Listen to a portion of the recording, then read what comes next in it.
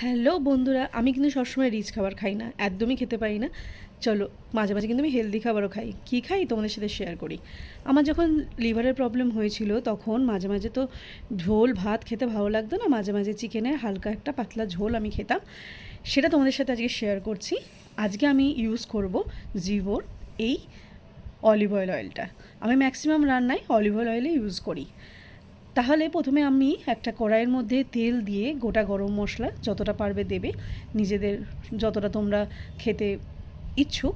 তারপরে একটু পেঁয়াজ দেবে, পেঁয়াজের সঙ্গে দেবে মাংসটা একটু নাড়িয়ে নিয়ে তারপরে আস্তে আস্তে ওর মধ্যে সব এক এক করে সব মশলাপাতি যাবে। কি কি যাবে? আদা বাটা যাবে, টমেটো যাবে, লঙ্কা কুচি যাবে, যারা গোলমরিচ খেতে পারো গোলমরিচ দেবে, তার সঙ্গে যাবে রসুন বাটা, নুন, জিরের গুঁড়ো, সব কিছু দিয়ে আমরা কিন্তু এই রান্নাটা করব। চলো, সব কিছু রেডি আছে, এক এক করে সব দিয়ে দেবো। দিয়ে ভালো করে নাড়িয়ে নুন আর জিরের গুঁড়ো দিয়ে সবজিগুলোকেও এক এক করে দিয়ে দেবো। সবজিগুলোর সব সাইডে ভালো করে ধুয়ে নেবে। আমরা এখানে ইউজ করেছি পেঁপে, আলু আর তোমার গাজর, বিনস, অ্যাজ ইউজ যেটা তোমরা চাও সেটা এর সঙ্গে ইউজ করে ভালো করে নাড়িয়ে এটাকে ঢাকা দিয়ে রেখে দেবে। এর নিজস্ব যে জলটা বেরোয় সেই জলটা দিয়ে কিন্তু যতটা পারবে সেদ্ধ করবে। এটা কিন্তু আস্তে ধীরে করতে হবে, যত পারবে আস্তে ধীরে রান্নাটা করবে।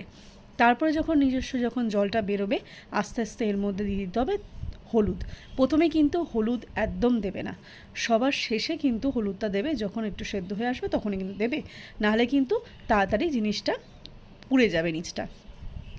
এবার যখন হলুদ দিয়ে দিলে, হলুদ দেওয়ার পর এটাকে ভালো করে গরম জল সাইডে করে নেবে, গিয়ে গরম জল দিয়ে দেবে, দিয়ে ভালো করে ফোটালে আস্তে আস্তে তোমার চিকেনের ঝোল বা স্টু রেডি। যারা এটাকে হলুদ করতে চাও না, মানে একদম চিকেন স্টুই খেতে চাও, তারা হলুদটা দেবে না, হলুদটা স্কিপ করে দেবে।